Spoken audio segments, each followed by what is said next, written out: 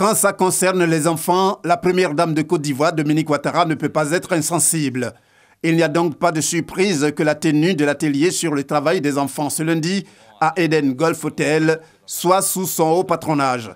Il s'agit précisément de réfléchir sur le mécanisme opérationnel de coordination et de financement durable du système intégré public-privé de suivi du travail des enfants en Côte d'Ivoire. Atelier organisé en partenariat avec la fondation ICI, International Cocoa Initiative, par le comité interministériel de lutte contre la traite, l'exploitation et le travail des enfants. Le ministre de l'Emploi et de la Protection sociale, Jean-Claude Kouassi, président de ce comité, y est représenté par le directeur de cabinet adjoint du dit ministère. La convention numéro 182 de l'OIT sur les pires formes de travail des enfants fait obligation aux membres signataires de procéder à la mise en place d'un mécanisme de suivi du travail des enfants. En application de cette recommandation,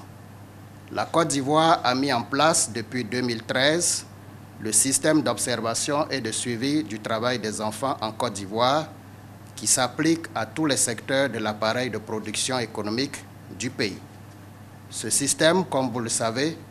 participe de la facilitation de la prise de décision, mais également de la mise en place d'un mécanisme de veille et d'alerte précoce pour nous accompagner dans un bon diagnostic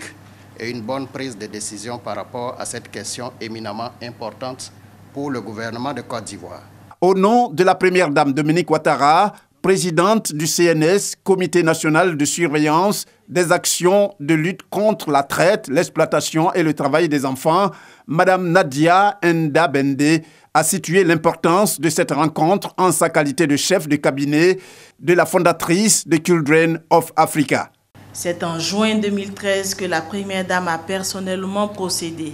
au lancement officiel de la phase opérationnelle du SOSTECI, marquant ainsi son engagement à veiller à la mise en œuvre efficace de ce mécanisme national multisectoriel d'alerte, de prévention et de remédiation du travail des enfants dans notre pays. À cette occasion, la présidente du CNS avait lancé un appel solennel à toutes les structures sociales de base, à la communauté des acteurs associatifs, aux entreprises du cacao et du chocolat,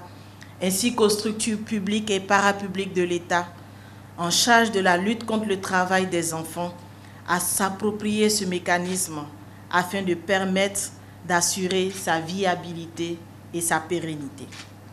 Aujourd'hui, le CNS est donc heureux de constater que cet appel lancé par la première dame a bien été entendu.